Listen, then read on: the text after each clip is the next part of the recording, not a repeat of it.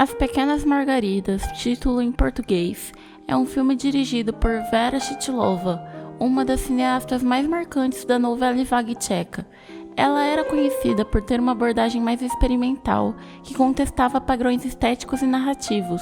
O filme foi rapidamente considerado inadequado para o público tcheco, em um período ainda marcado pela escassez do pós-guerra. As cenas de desperdício de comida tornaram-se alvo de duras críticas, levando ao banimento nos cinemas nacionais e à proibição de sua distribuição internacional. Apesar disso, a popularidade do filme entre os trabalhadores garantiu que ele continuasse a circular de forma limitada. As repercussões atingiram diretamente Chytilova, que enfrentou severas restrições à sua carreira. A censura do filme dialoga diretamente com suas palavras finais. Este filme é dedicado àqueles que se indignam apenas por umas comidas pisoteadas. Essa dedicatória provoca o desviar o foco da aparente irresponsabilidade das protagonistas para uma crítica mais ampla e filosófica sobre o declínio da modernidade. Lançado durante a Primavera de Praga, um momento de esperanças e liberalização política e social, o filme reflete as tensões entre a busca por liberdade de expressão e o controle autoritário do regime. A narrativa não convencional, as protagonistas irreverentes e a crítica à moralidade burguesa incomodaram os censores, que o consideraram uma afronta ao sistema. No entanto, o filme também se destacou por ser uma representação progressista das protagonistas. É significativo que Daisies tenha sido lançado durante a Primavera de Praga, um período em que os artistas estavam profundamente conscientes de que toda ideologia, por sua natureza, é política, em vez de simplesmente sugerir que substituir o socialismo por outro sistema político seria a solução. As Pequenas Margaridas e muitos filmes desse período questionam a limitação desse tipo de pensamento. Chytilova destaca os perigos de tratar a emancipação como um conceito neutro, que pode tanto promover autonomia quanto alimentar um consumo destrutivo. Em vez de focar exclusivamente no sistema político ideal, Daisies sugere que a verdadeira questão está em refletir sobre o tipo de pessoa que devemos ser, deslocando a ênfase para valores e atitudes que moldam nossas relações com o mundo. Com o tempo, Daisies foi amplamente aclamado no cenário internacional, consolidando a reputação de Chytilova como uma cineasta inovadora e crítica social. Daisies é carregado de simbolismos e sua estética é psicodélica. As protagonistas evocam uma parábola invertida do Jardim do Éden, onde a maçã simboliza uma moralidade em ruínas, e a coroa de flores, tradicionalmente associada à santidade, à pureza, à virgindade, contrasta com alegorias religiosas subvertidas e cenas que ridicularizam o amor. O tom anárquico e lúdico do filme gerou diferentes interpretações. A dificuldade dos críticos em alcançar um consenso sobre o seu significado, como aponta Peter Hyams, apenas reforça o impacto provocador da obra. As autoridades o viam como uma ameaça à ordem estabelecida, interpretando-o como uma crítica metafórica à burguesia e seus excessos. Daisies satiriza as tendências materialistas da sociedade, expondo o vazio do consumismo e a busca por prazeres superficiais, que levam a um sentimento de futilidade. A obra deixa em aberto se critica o capitalismo ou o socialismo, se abraça o feminismo ou ridiculariza sua desconstrução anárquica. Além disso, Daisies não é uma farsa convencional.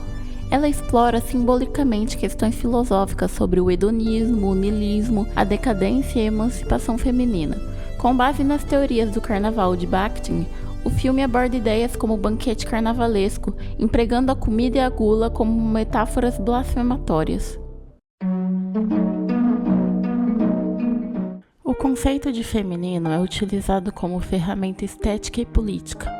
Elementos como flores, borboletas e vestidos são ressignificados como simbolismos de uma feminilidade disruptiva e transformadora.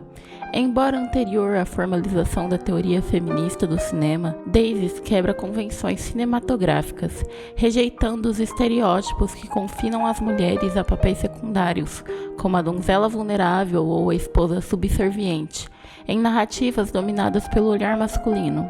Em contraste, O protagonismo feminino do filme amplia a complexidade das experiências femininas. Pesquisadoras como Molly Haskell apontaram como representações do cinema mainstream limitavam a subjetividade das mulheres. O militarismo apresentado, seja na trilha sonora, nas atitudes das protagonistas ou em cenas emblemáticas como a marcha pela rua em que as Marys repetem. Esse ato de repetição com conotações militares, simboliza a submissão às normas hierárquicas e opressivas como única forma de afirmação dentro do sistema. A declaração "Nós existimos" transforma-se então em um ato de resistência contra a invisibilidade e o silenciamento impostos às mulheres.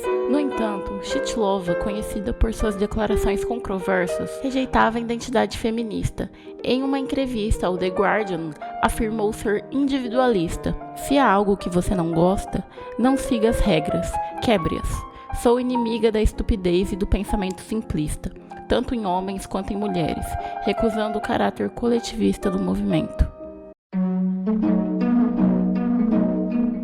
Enquanto os créditos exibem uma máquina industrial girando de maneira ameaçadora, alternando com imagens de bombardeios e ruínas urbanas, a sequência subsequente mostra as Marys em comportamentos aparentemente ingênuos, mas impregnados de uma ironia sutil.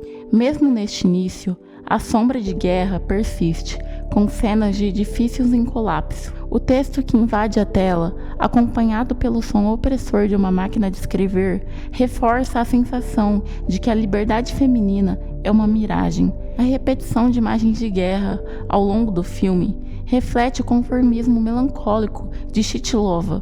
Qualquer tentativa de libertação individual é ilusória diante as engrenagens implacáveis do sistema. Sentadas em um banheiro, Mary 1 e Mary 2 movem-se como marionetes, seus corpos emitindo rangidos a cada gesto e fala mecânica. Quando Mary 1 tenta tocar a trombeta, o som sai desajeitado.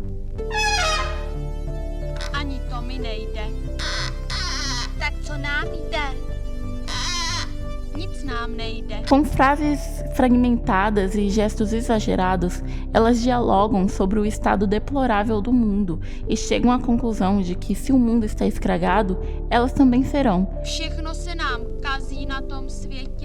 Reconhecendo que o mundo é mau e está escragado, as Marys optam por se corromperem, refletindo e amplificando a hipocrisia de uma sociedade que ruína sobre o próprio peso. No entanto, a rebeldia delas não oferece redenção, deixando o espectador imerso a um desconforto de um mundo caótico e sem respostas. Quando afirmam com ironia que são escragadas, evocam o duplo sentido da palavra tcheca skrizny, que pode significar tanto pogre de comida escragada, quanto corrupto e corrompido moralmente. Então há uma certa ironia nelas usarem esse termo. As protagonistas, conhecidas como Mary 1 e Mary 2, seus nomes mudam ao longo do filme, não possuem identidades fixas ou completamente definidas. Em vez de serem moldadas por uma identidade própria, as Mary se constroem por meio de suas ações, com personalidades quase indistinguíveis, diferenciadas apenas pelas características físicas. A fluidez identitária é enfatizada pela constante troca de nomes, rejeitando a rigidez de categorias tradicionais. As protagonistas não trabalham e não estudam. Elas conseguem seu sustento financeiro e de comida através dos homens que elas saem. Elas não se importam com ninguém além de si mesmas. Sua única motivação é matar o tempo. Elas simplesmente existem e descroem. Enganam, roubam, riem e desmantelam tudo ao seu redor, encarnando uma força de destruição incontrolável que ironiza e desafia as imposições sociais. Movidas pelo tédio, as Marys consomem compulsivamente comida, diversão e homens, enquanto adotam comportamentos imprudentes e desafiadores, incorporando a corrupção que identificam no mundo ao seu redor. Esse ciclo de destruição, tanto da sociedade quanto de si mesmas, revela a combinação paradoxal de resistência e autodestruição, expondo o vazio moral de uma sociedade em colapso. As Marys não necessitam de armas. Sua feminilidade é a principal ferramenta de subversão e manipulação.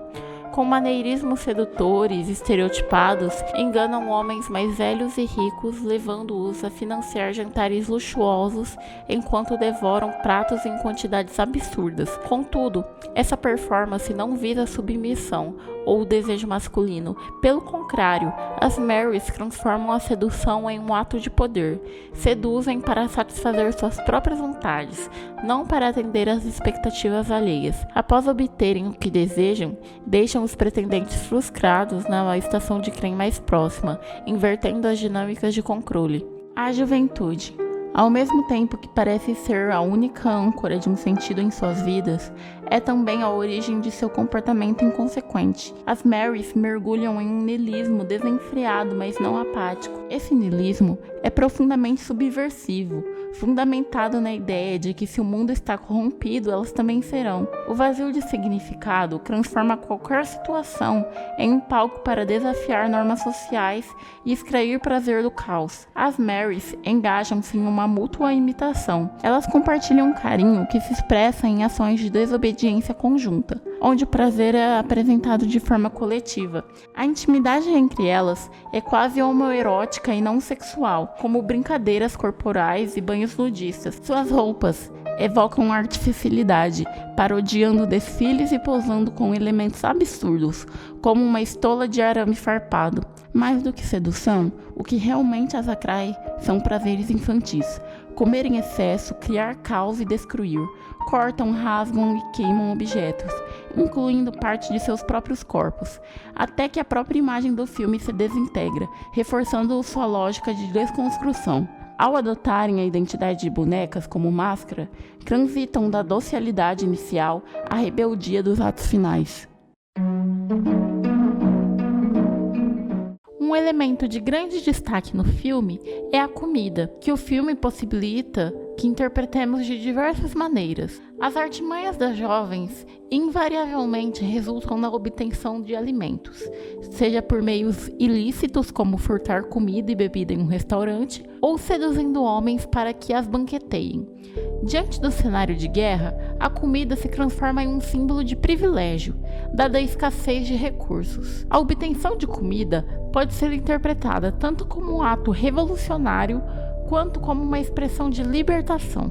A fome insaciável das duas personagens pode simbolizar uma falta na leitura psicanalítica, a famosa inveja do falo freudiana. Aqui, entretanto, eu gostaria de apontar uma segunda interpretação. A fome é mesmo por um sentido, a busca por um significado de ser mulher. Em termos freudianos, pode-se dizer que a sexualidade foi reprimida e substituída por uma regressão a impulsos e prazeres orais ligados ao ato de comer. Em uma das cenas iniciais, as Marys estão em um clube onde ocupam o lugar de dois dançarinos de Charleston.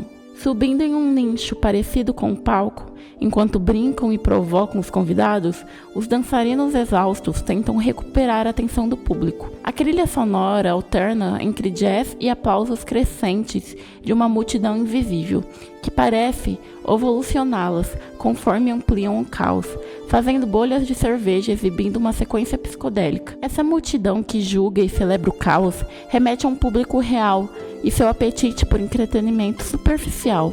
A sincronia entre os aplausos e a descrição das Marys questiona o valor do espetáculo vazio. Enquanto os artistas esgotados dançam em vão, a multidão exalta as bobagens das Marys. Surge então a questão: qual é o papel da arte em uma sociedade que celebra a decadência e ignora o talento? Enquanto um homem angustiado exalta Mary loira, chamando-a de Julie, imagens de borboletas surgem. Na cultura tcheca, a borboleta tem conotações sexuais, intensificando a ironia das interações. Mary II, em outra cena, nega o acesso ao seu amante, utilizando borboletas como barreira, restringindo o erotismo e ilustrando a essência da tensão. Suas súplicas poéticas se revelam falsas quando ele, de forma rude, arranca a borboleta que cobria a região íntima de Mary. Como observa Peter Hames, a coleção de borboletas em seu quarto simboliza suas conquistas sexuais. Quando frustrado, o amante experimenta angústia, incapaz de possuir ou dominar. Essa dinâmica culmina no clímax, onde Mary derruba a caixa de borboletas, enquanto o homem, obcecado por salvar sua coleção, ignora a garota que tentava seduzir. Sua declaração dramática, "A vida sem você, miserável", é recebida com um riso discreto de Mary, que ridiculariza sua fragilidade quanto o olhar patriarcal que ele representa. As protagonistas vivem em um quarto em constante transformação, um espaço ambíguo e vibrante, onde as paredes se metamorfoseiam, ora cobertas de flores, ora marcadas por números que reduzem os amantes a meras cifras. Nesse cenário mutável, elas mesmas se fragmentam. O telefone toca de outro lado da linha. O mesmo homem das borboletas faz uma declaração romântica.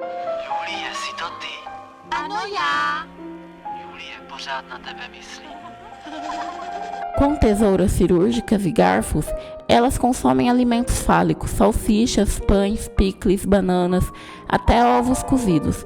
A ação, carregada de simbolismo de castração, satiriza de forma explícita e deliberada a fragilidade e os desejos masculinos. Ao desligar acidentalmente a chamada, Mary II sente instantaneamente uma tristeza, revelando o impacto do olhar masculino internalizado. A picotagem continua. Incapazes de saciar a fome com alimentos reais, uma das Marys recorta a imagem de um bife, de uma revista e um mastiga o papel.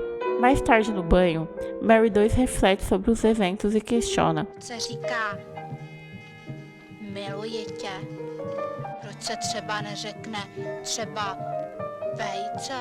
Enquanto faz essa observação, recorta a fotografia de um homem musculoso e pausa deliberadamente as tesouras na virilha dele. Na banheira, elas são ao mesmo tempo sujeitas e objetos do seu próprio jogo ritualístico. Fogo, fumaça e secreção evocam imagens de bruxaria, mas na verdade, elas apenas habitam o momento. Duas meninas explorando a existência. Cortar, consumir e castrar simbolicamente os homens remete à imagem arquetípica da fêmea louva-a-Deus. Para os surrealistas masculinos, sua voracidade simboliza a mãe fálica, poderosa e ameaçadora, além da femme fatale, que encarna o desejo feminino associado à destruição do masculino.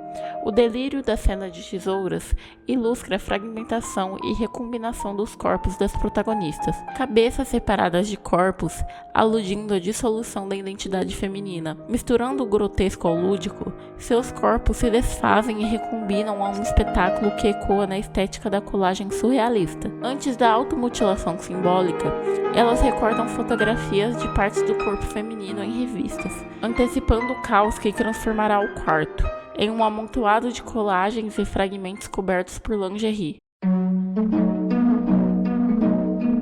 Entrando em um elevador de carga, as Marys reaparecem em um salão de banquete luxuoso. Inicialmente cautelosas, saboreiam os pratos com prazer ritualístico. A cena da orgia final, descrita por Sukop, marca o clímax do filme, carregado de um simbolismo grotesco e subversivo.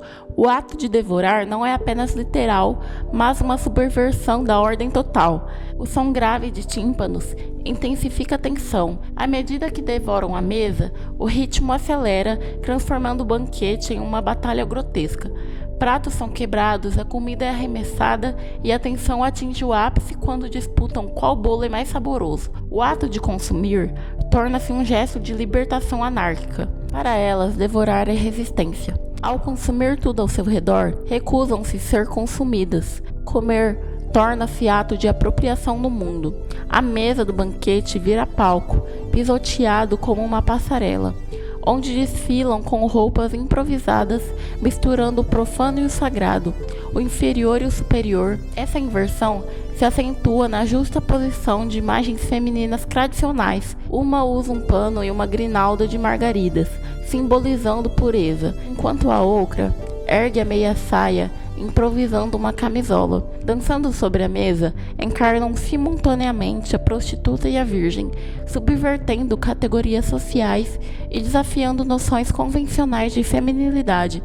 A performance une a destruição e o consumo à imagem de bonecas, criticando a superficialidade e os prazeres fúteis atribuídos às figuras femininas infantilizadas. Juntas dançam freneticamente, esmagando os restos do banquete com seus saltos, numa paródia de feminilidade idealizada. O clímax culmina de forma grandiosa e descritiva, com as duas balançando nos lustres, um gesto que simboliza o colapso de excesso e da transgressão.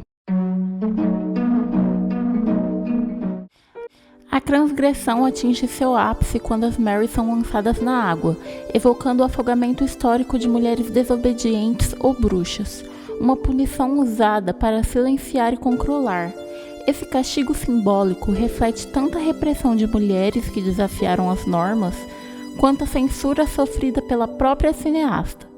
Enquanto gritam por ajuda, as legendas irônicas surgem. Era a única forma delas terminarem assim. Havia alguma maneira de remediar essa destruição? Mesmo se tivesse, a chance no máximo seria sim.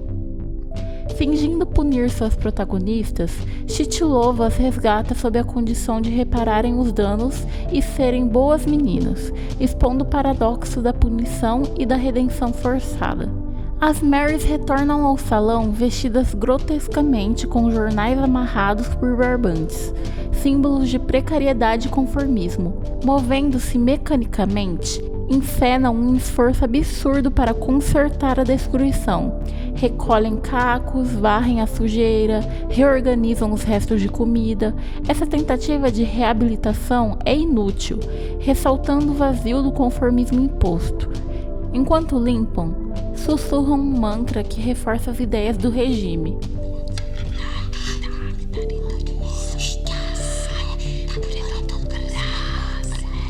Mas apesar do esforço, o cenário permanece caótico. Os pratos são realocados de qualquer jeito, copos quebrados, restos misturados de forma grotesca. Exaustas, elas se deitam sobre a mesa. No tak řekni, že jsme šťastná. A hrajem na to? O desfecho sublinha a futilidade do conformismo e a impossibilidade da verdadeira reabilitação dentro de um sistema opressor. A troca de diálogos evidencia a futilidade da reparação.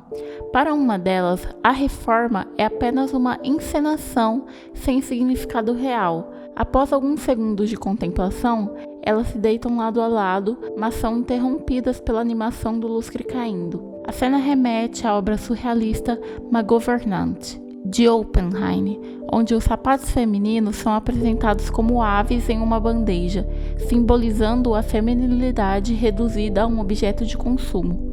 As protagonistas vorazes em sua destruição e consumo tornam-se ofertas passivas, mas seus rostos estampam um desespero cômico que subverte a conformidade esperada. Mesmo na morte alegórica, recusam-se a adequar à narrativa patriarcal que as molda, deixando um rastro de subversão.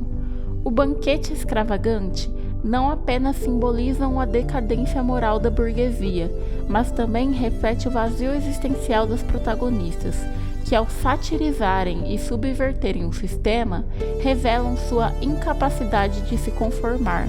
A destruição culmina na ruptura total da liberdade construída ao longo do filme, com Chytilova desconstruindo e reconstruindo as protagonistas como pedaços de papel, sugerindo a autodestruição da liberdade irrescrita. Os dois finais distintos convergem pela catástrofe, seja pela guerra de comida que expõe o vazio existencial, seja pela subversão às regras opressoras, ambos revelam o niilismo da obra.